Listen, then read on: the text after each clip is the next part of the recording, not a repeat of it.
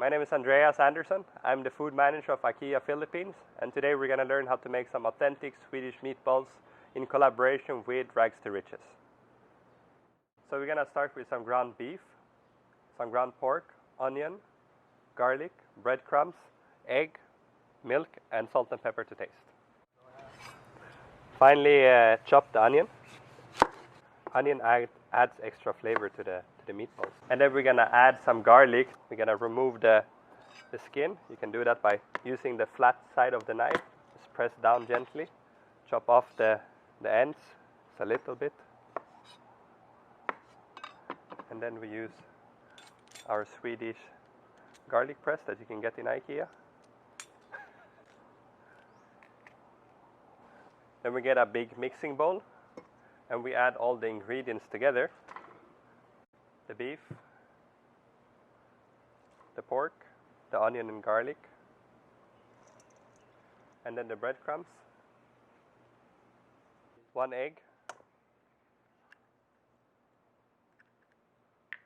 a little bit of milk, and then some salt and pepper.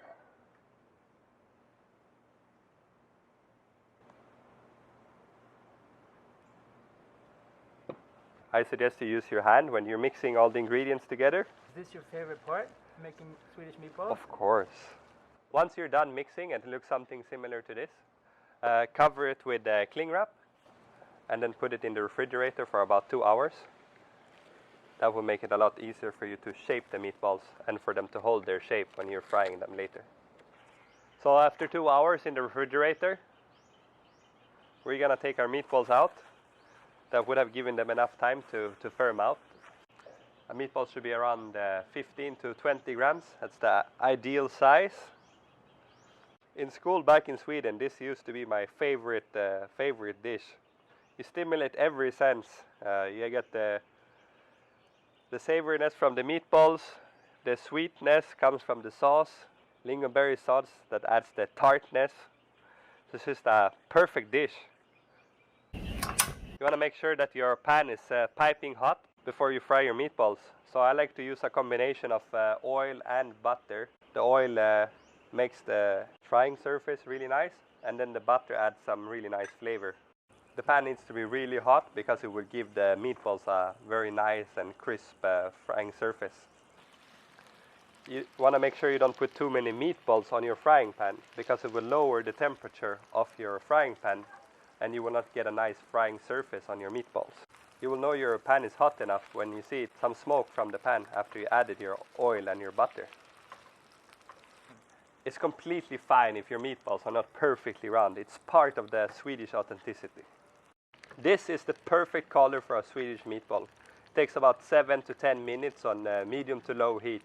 Let's open one of the meatballs to look what a perfect meatball looks like inside. Now we know it's well cooked through and ready to serve. The way you can tell that the meatball is cooked well inside is because it's brown and not red. It will also taste delicious. So of course the main star of the dish is the Swedish meatball.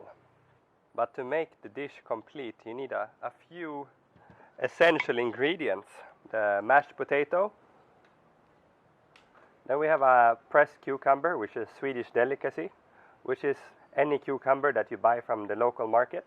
You mix it with vinegar, salt, pepper and sugar and let it sit for at least half an hour for it to really soak up all the flavor.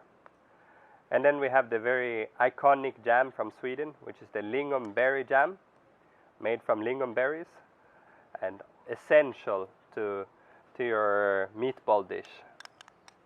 And last but not least, to top it off, our homemade gravy that we will put on our meatballs that just mixes and blends it all well together. And then we have the parsley, the herb that just brings it all very well together. Smaklig måltid, which means enjoy your meal in Swedish.